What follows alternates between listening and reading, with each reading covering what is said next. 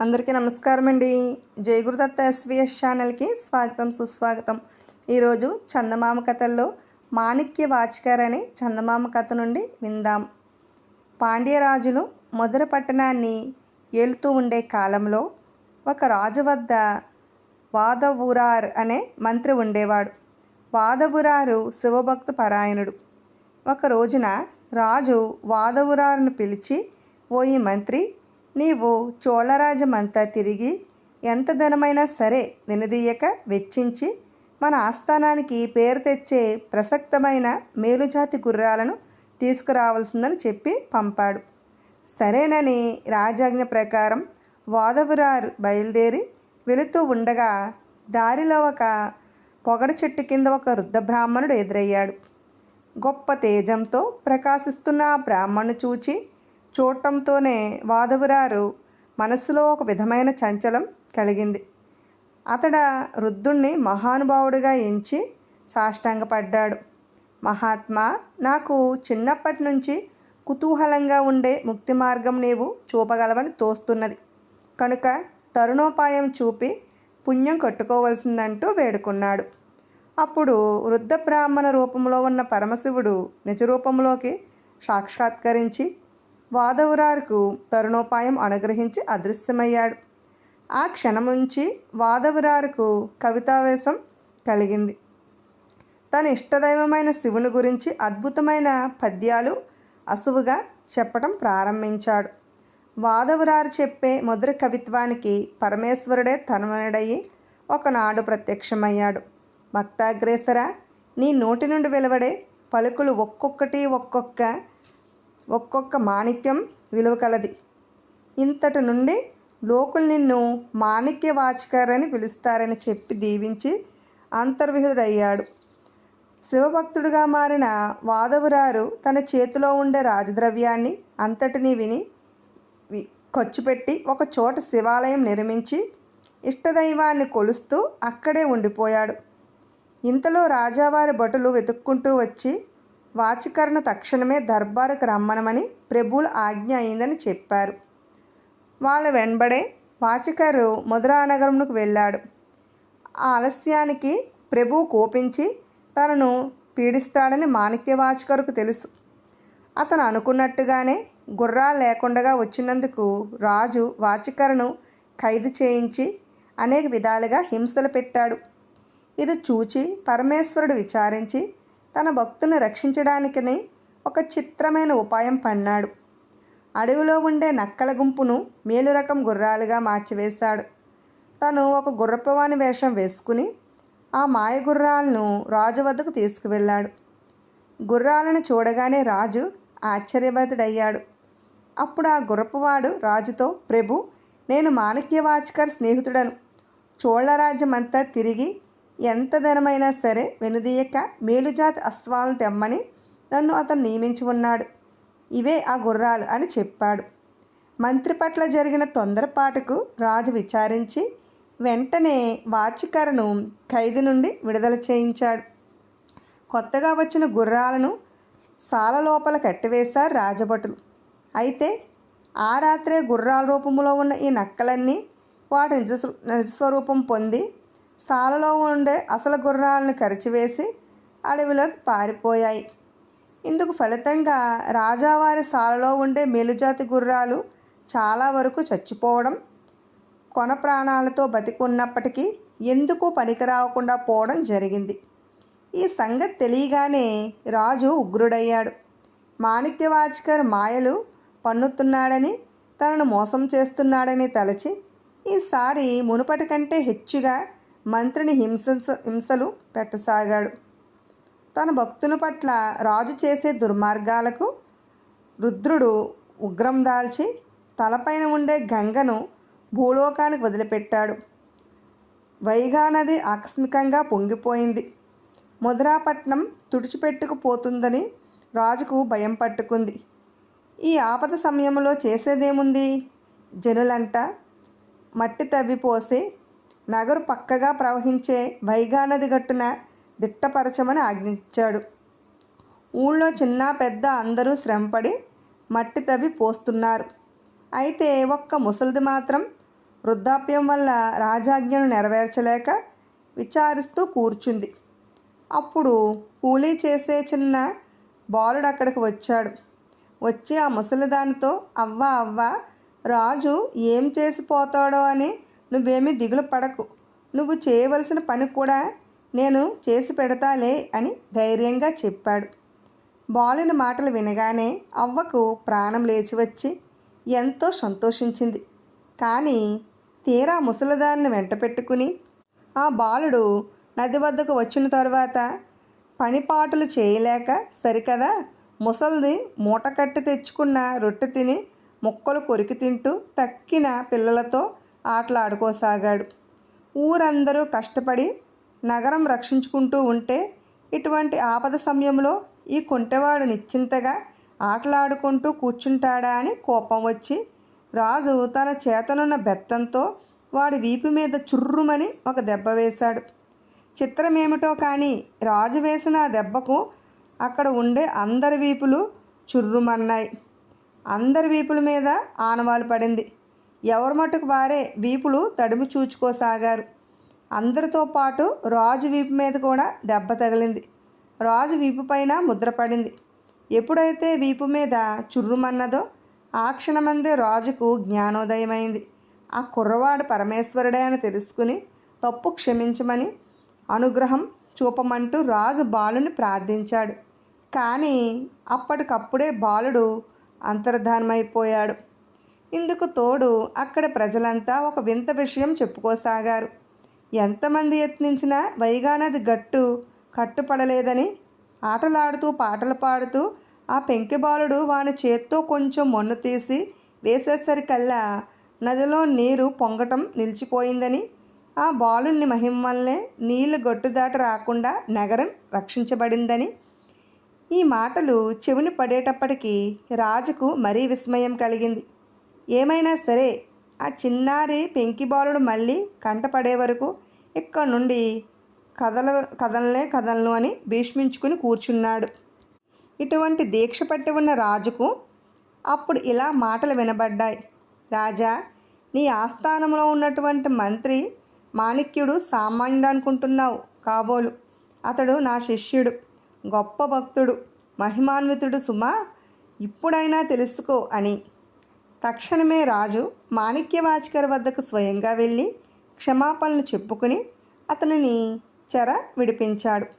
వాచకరు తిరుప్పెందూరై అనే ఊరిలో నిశ్చింతగా శివారాధన చేసుకుంటూ ఉండగా చిదంబరం వెళ్ళవలసిందని శివుని ఆజ్ఞ అయింది. ఆ ప్రకారం మాణిక్యవాచకరు చిదంబరం వెళ్ళాడు.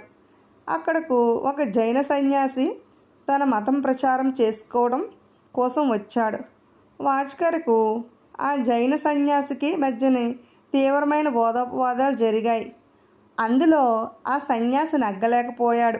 పైగా మోగదైన చోళరాజు కూతురును మాట్లాడించగలిగావంటే నేను ఓడిపోయినట్టే, అంగీకరిస్తాను అన్నాడు. అప్పుడు మాణిక్యవాచకర్ పరమేశ్వరుని కృప వల్ల ఆ జైన సన్యాసి తనను చేసిన అడ్డు ప్రశ్నలన్నిటికీ ఆ మూగబాలిక చేతనే జవాబులు చెప్పించాడు. ఆ అమ్మాయి నోటి వెంట వచ్చే యుక్తియుక్తమైన చక్కటి జవాబులు విని జైన ప్రచారకుడు, అక్కడ ఉన్న వాళ్ళందరూ ఆశ్చర్యభరితులయ్యారు.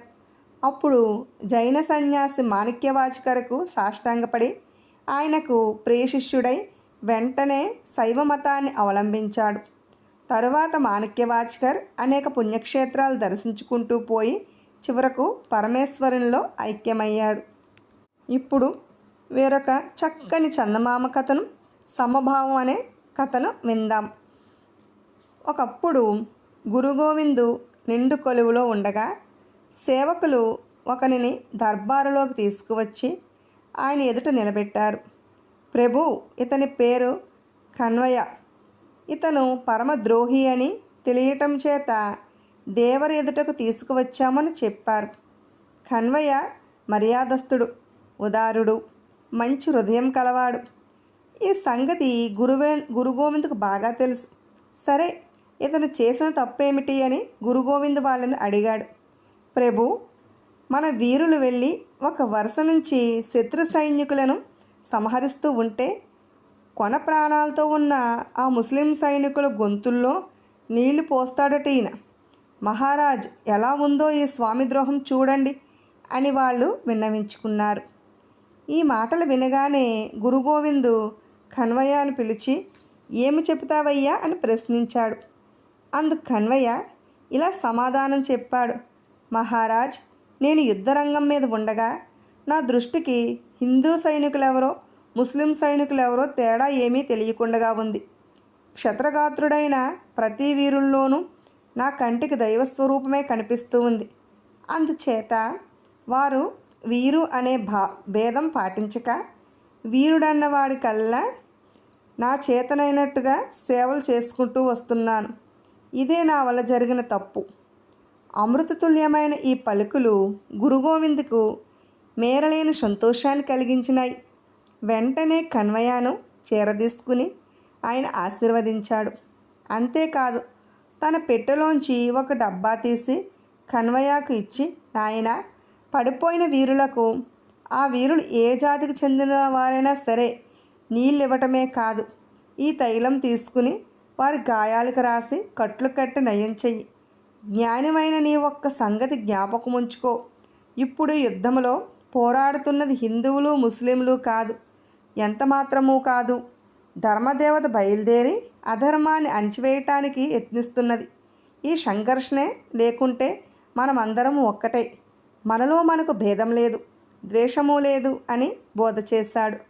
గురువాజ్ఞ ప్రకారం ప్రియ శిష్యుడైన కన్వయ్య ఆ తైలం డబ్బా చేతపుచ్చుకుని మానవ సేవ చేసి తరించడానికి మళ్ళీ యుద్ధరంగానికి బయలుదేరాడు.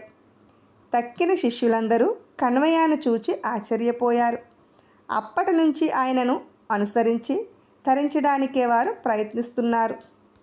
ఇప్పుడు పగ తీర్చిన పాగానే మరో చక్కని చందమామ కథను విందాం.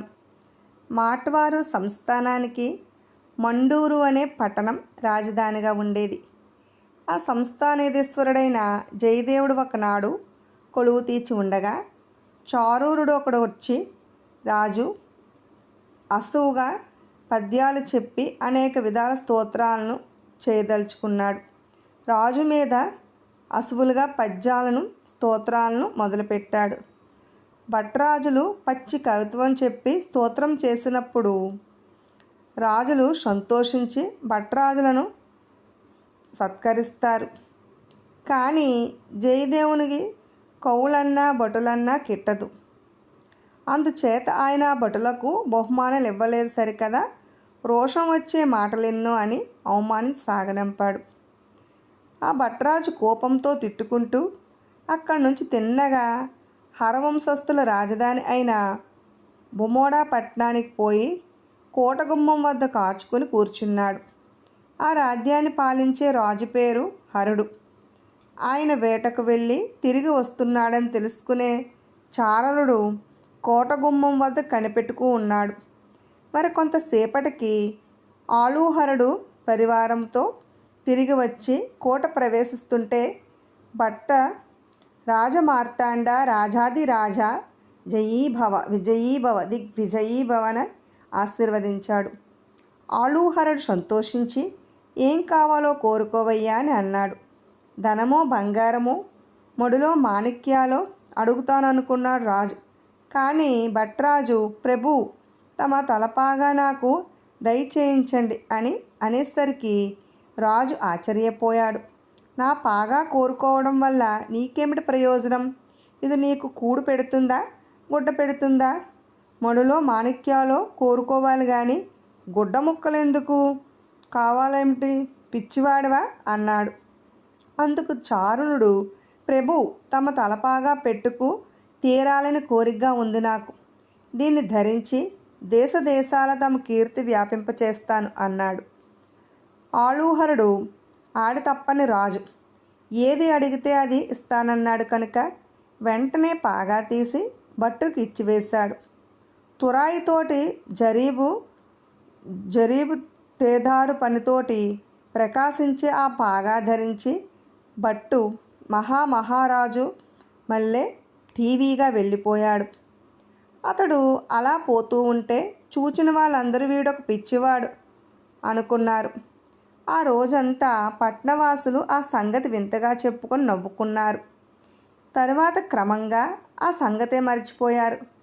కొన్నాళ్ళయ్యాక ఆలూహరుడు కొలువు తీర్చి ఉండగా ఆ వట్రాజే వచ్చి నలిగిపోయి ఉన్న ఆ తలపాగాను రాజు ఎదుట పెట్టి వెక్కి వెక్కి ఏడవసాగాడు.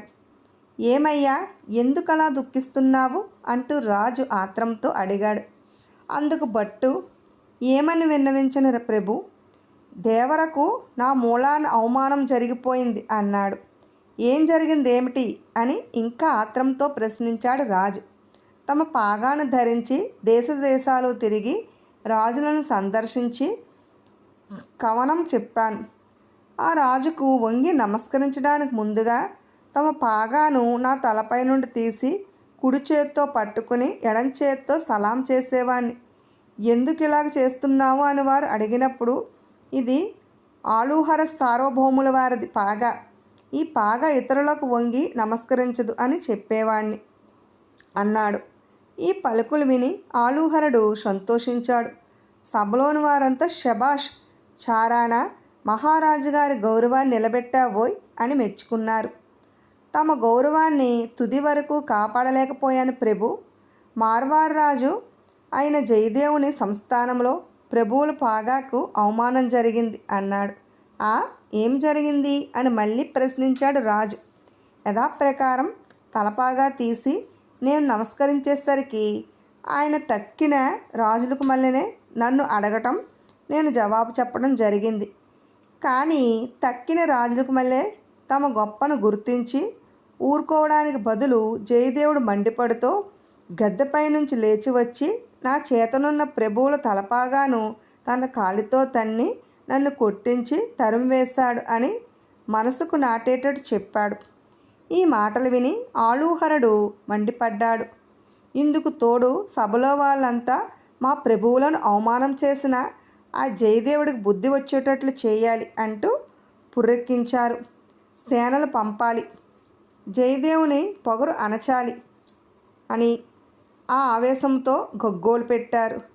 సభలో ఒక వృద్ధమంత్రి ఒక గుడ్డ పీలికను గురించి పరరాజుతో కయ్యమెందుకయ్యా అన్నాడు. కానీ వినిపించుకునేవారెవరు ఆ సందట్లో. ఆలూహరుడే స్వయంగా సేనలను నడిపించి మార్వార రాజధాని అయిన మండూరును ముట్టడించాడు. జయదేవునికి ఆలూహరునికి మధ్యని గొప్ప యుద్ధం జరిగింది. జయదేవుడు మరణించగా మండూరు కోట ఆలూహరుని వశమైంది. తన పగ తీరిందని భట్టు మనసులో సంతోషించాడు. ఇప్పుడు సాహసుడు అనే మరో చక్కని చందమామ కథను విందాం. గొప్ప గొప్ప రాజులు పరిపాలించిన ఉజ్జయిని నగరాన్ని ఒకప్పుడు నీతి పాటించిన ఒక రాజు పాలించాడు. అతడు అసమర్థుడు కూడా. అతని దుర్మార్గాన్ని సహించలేక ప్రజల్లో గట్టివాళ్ళు నాయకత్వం వహించి రాజు మీద తిరుగుబాటు లేవదీశారు. ప్రజల ఆగ్రహానికి వెరచి దుష్టైన రాజు ఉజ్జయినిని విడిచి పారిపోయాడు. ఉజ్జయిని సమీపంగా నర్మదా నది ప్రవహిస్తూ ఉంది. నర్మదకు అవతలి ప్రాంతాన్ని రాజమార్తాండుడు పాలించేవాడు. రాజ్యభ్రష్టుడైన ఉజ్జయిని రాజు రాజమార్తాండుని శరణుజొచ్చాడు. రాజమార్తాండు ఉజ్జయినిరాజు దుర్మార్గాన్ని తలచక అతనికి కలిగిన ఆపదను మాత్రమే చూచి జాలిపడి ఉజ్జయినిని తన సేనలతో జయించడానికి సిద్ధపడ్డాడు. ఈ లోపుగా ఉజ్జయినిలో ప్రజారాజ్యం ఏర్పడింది. దేశంలోని పెద్దలు, పిన్నలు, యువకులు, యోధులు కొత్త ప్రభుత్వాన్ని గట్టిగా బలపరిచారు. క్రమమైన శాసనాలు రద్దయినాయి. వృత్తి వాణిజ్యాలు సక్రమంగా, అధికారుల ఒత్తిడి లేకుండా సాగాయి. ప్రజలకు చోరభయము, ప్రాణభయము లేకుండా పోయింది. తమకొక కొత్త జీవితం ప్రారంభమైనట్లు ప్రజలు సంతోషించారు. ఈ సమయంలో రాజమార్తాండుడి యుద్ధయత్నాలన్నీ గురించి ఉజ్జయినికి వేగుల ద్వారా వార్త వెళ్ళింది. దేశ పరిపాలనకు ఎన్నుకోబడిన వృద్ధులు, వారికి తోడుగా ఉన్న మధ్య వయస్కులు ఈ వార్త విని కంగారు పడ్డారు. ఉజ్జయినికి సైనిక బలం చాలా కొద్ది. చూడగా రాజమార్తాండుడు యుద్ధంలో ఆరితేరినవాడు. సైనికులను ఆయత్తం చేయడానికైనా ఉజ్జయిని ప్రజలకు వ్యవధి లేకపోయింది. రచ్చపట్టులో బహిరంగంగా జరిగింది. యువకులంతా సభకు హాజరయ్యారు. ఉజ్జయిని రక్షించబడాలి అనే నినాదాలు మిన్నుముట్టాయి. ఉజ్జయినిని ఎవరు రక్షిస్తారు, ఎలా రక్షిస్తారు, ఉపాయం చెప్పగలవాళ్ళు ముందుకు రండి అని అడిగారు పెద్దలు. యువకుల్లోంచి విక్రముడనేవాడు ముందుకు తోసుకువచ్చి 20 మంది యోధులను నాకు ఇవ్వండి, నేను ఉజ్జయినిని రక్షిస్తాను అన్నాడు. ఈ మాటలు విని అందరూ ఆశ్చర్యపోయారు. 20,000 మంది ఆరితేరిన సైనికులను ఈ విక్రముడు 20 మంది యోధులతో ఎదిరిస్తాడా? ఎలా సాధ్యమవుతుంది? ఈ ప్రశ్నకు విక్రముడు ఈ విధముగా సమాధానం చెప్పాడు. ఉజ్జయినికి రాజమార్తాండుని సైన్యాలు రావటానికి ఒకే మార్గం ఉన్నది. అది నర్మదా నది పైన గల వంతెన. ఆ వంతెన పైన ఒకడు వెనుక ఒకడు మాత్రమే నడవగలరు. ఈ వంతెనను రాజమార్తాండుని సైనికులైన ఒక్కొక్కడే దాటాల్సి ఉంటుంది. వంతెన మీద స్తంభాల చాటున మన యోధులు నిలబెట్టినట్టయితే ఒక్క పురుగు కూడా దాటి రాకుండా కడతీర్చవచ్చు. ఈ లోపుగా అవసరమైతే ఈ యోధులే వంతెనను కూడా పడగొట్టవచ్చు. కనుక రాజమార్తాండుని సైనిక బలాలు చూసి మనం విరవనవసరం లేదు. ఈ మాటలకు అందరూ హర్షించారు. అప్పటికప్పుడే 20 మంది యువకులు విక్రముడు వెంట వెళ్ళడానికి ముందుకు వచ్చారు. వీరికి కత్తులు, గండ్రగొడ్డళ్ళు ఇచ్చి విక్రముడు సాధ్యమైనంత వేగంగా నర్మదా తీరాన్ని చేరుకున్నాడు. వంతెన స్తంభాల చాటున తాము నిలబడ్డానికి వారు ఏర్పాట్లు చేసుకున్నారు. వంతెన మీద నడిచేవారిని వీరు సులభంగా వధించగలరు. కానీ నడిచేవారికి మాత్రం ఈ యోధులు చిక్కటానికి సావకాశం అసలు లేదు. సూర్యోదయం అవుతూనే రాజమార్తాండుని సైనికులు కొయ్య వంతెన దాటడానికి ప్రారంభించారు. వంతెన మీద అందరికన్నా మొదట నిలబడ్డవాడు విక్రముడు. ముందు వంతెన ఎక్కి వచ్చేవారిని విక్రముడు తన కత్తికి బలి చేయసాగాడు. రాజమార్తాండుని సైనికులు నివ్వెరపడి ఈ అదృశ్య మృత్యువును అర్థం చేసుకోలేకపోయారు. దానిని అన్వేషించడానికి ముందుకు వచ్చి వారు కూడా విక్రముడు కత్తికి బలి అయినారు. మిగిలిన వారు బెదిరి వెనక్కు తిరిగిపోయినారు. ఈ వార్త వినగానే రాజమార్తాండుడు నిర్ఘాంతపోయినాడు. వంతెన మీద రహస్యంగా దాగి ఉన్న సైనికులను పొట్టన పెట్టుకుంటున్న యోధుల ఆట కట్టించడానికి అతను ఎన్నో ఉపాయాలను ఆలోచించాడు. నది ఎదటానికి చిన్న చిన్న తెప్పల మీద నది దాటడానికి చాలామంది సైనికులు యత్నించారు. కానీ సగం దారిలో ఉండగానే అవతల గొట్టున ఉండే చెట్ల చాటు నుండి పొదల నుంచి బాణాలు వచ్చి వారిని నదికి బలిచ్చాయి. వంతెనను రక్షించే యోధుల పరిస్థితి కూడా ఏమంత క్షేమంగా లేదు. ఎందుచేతనంటే రాజమార్తాండుని సైనికులు చనిపోయిన వారి శవాలను అడ్డం పెట్టుకోవడంతో యోధుల కత్తివేట్లు తప్పించుకుని వంతెన మీద కొంత దూరం ముందుకు పోగలిగారు. స్తంభాల మాటున ఉన్న యోధుల్లో కొందరిని మట్టుకు దెబ్బతీయగలిగారు. రాజమార్తాండుని సైనికులు ప్రాణాలను లక్ష్యపెట్టక ముందుకు ఉరికినట్టయితే వంతెన వారి వశం కాక తప్పదని విక్రముడు గ్రహించాడు. రాజమార్తాండు తన సైనికుల ప్రాణాలను లక్ష్యపెట్టేటట్టు లేదు. గండ్రగొడ్డలతో వెనుక నుంచి వంతెనను పడగొట్టుకు రమ్మని, వంతెన పొడిపోయేటప్పుడు వెనుక వారిని వెనక నుంచే వెళ్ళిపోమ్మని విక్రముడు తన అనుచరులకు ఆజ్ఞ ఇచ్చాడు. విక్రముడు తప్ప మిగిలిన వారంతా వంతెనను ధ్వంసం చేస్తూ తీరా అది విరిగిపడే సమయానికి అవతల ఒడ్డుకు చేరుకోసాగారు. కొద్దిసేపట్లోనే దాదాపు వంతెనంతా విరిగిపడి నర్మదలో కొట్టుకుపోయింది. విక్రముడు తప్ప మిగిలిన వారంతా అవతల ఒడ్డుకు చేరుకున్నారు. రాజమార్తాండుడి భటులు విక్రముణ్ణి ప్రాణాలతో పట్టుకున్నారు. ఖైదీల శిబిరానికి పట్టుకుపోయారు. ఆ రాత్రి రాజమార్తాండు ముఖ్యులైన అతని అనుచరులు గూడారాల మధ్య చలిమంటలు వేచుకుంటూ కూర్చుండి మాట్లాడుకుంటూ ఉండగా అక్కడికి భటులు విక్రముణ్ణి పెడరెక్కలు విడిచికట్టి తెచ్చారు. ఆ మంటల కాంతిలో విక్రముడి అవతారం దేదీప్యమానంగా కనిపించింది. నేను పిరికి పందను కాను, పారిపోను, నన్ను పెడరెక్కలు విరిచికట్టన అవసరం లేదు, నా చేతులు వదిలించండి అన్నాడు విక్రముడు. స్తంభం చాటున ఉండి సైనికులను హరించిన నీవు సూర్యుడివి ధీరుడివి ఎట్లా అవుతావు అన్నాడు రాజమార్తాండుడు పళ్ళు కొరుకుతూ. అధర్మయుద్ధానికి నియమాలేమిటి అన్నాడు విక్రముడు. నాదా అధర్మయుద్ధం? అవును, ముమ్మాటికి మీరు మా మీద యుద్ధం ప్రకటించలేదు కదా. ఆ రాజుకు ఆ దేశం మీద యుద్ధం ప్రకటించదేమిటి? మా దేశానికి ప్రజలే రాజులు, మాది ప్రజారాజ్యం. ప్రజారాజ్యం ఒక రాజ్యం కాదు, అది నిలబడదు. మేము మా రాజ్యాన్ని నిలబెట్టుకుంటాము. నా చేతులు విప్పించండి, నేను మీతో మాట్లాడాలి అన్నాడు విక్రముడు. రాజమార్తాండుడు అతని చేతులు విప్పించి పక్కనే కూర్చోపెట్టుకున్నాడు. నేను మీ దేశాన్ని క్షణంలో నాశనం చేస్తాను. నీ వంటి పిరికి పందలు నాకు లక్ష్యం లేదు.